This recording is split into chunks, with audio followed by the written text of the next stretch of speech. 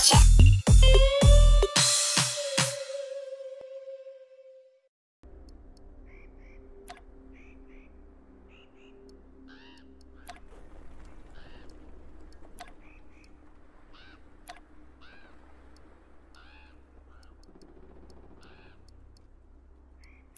regret that. Worms has returned again.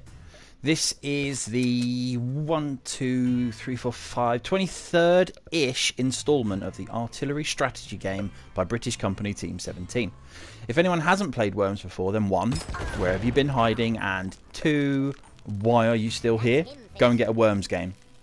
In simple terms, you take on a platoon of worms, up to 8 in the case of WMD, and take on each other using weapons ranging from bazookas to concrete donkeys.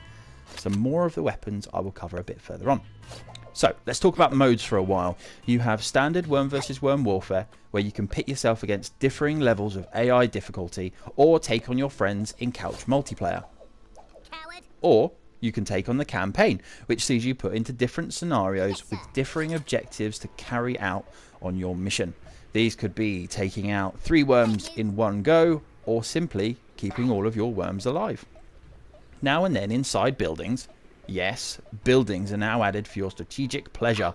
However, a well-placed holy hand grenade is going to destroy that building like it was cottage cheese.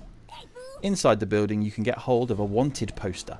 This unlocks a challenge which sees you having to figure out the best way to get across to a bad worm.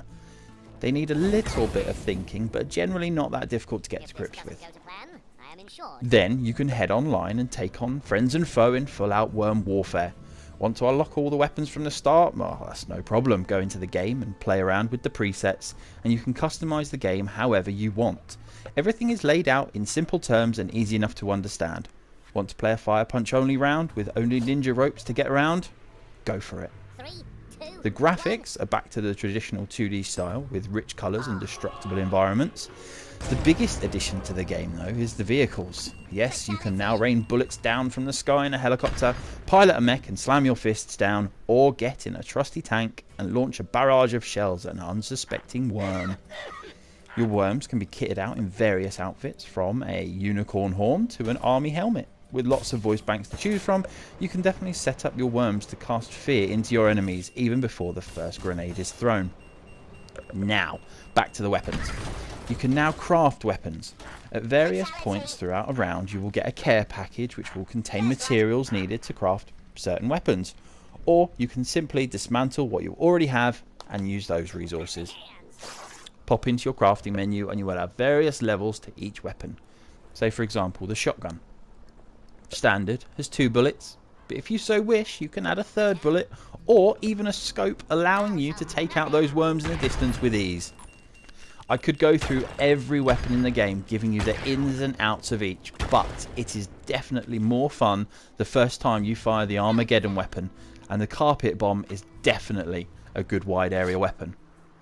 All in all, Worms is a great go-to game for when you're in the mood for some comical humour, the worms giving out their traditional sayings such as "I'll get you" and "Revenge." Don't let the colours and the cuteness of the worms mislead you though. This game is a hard to master and difficult to put down game that rewards you taking your time and not rushing the shot. Watch out for the wind, or that bazooka shot might come straight back at you.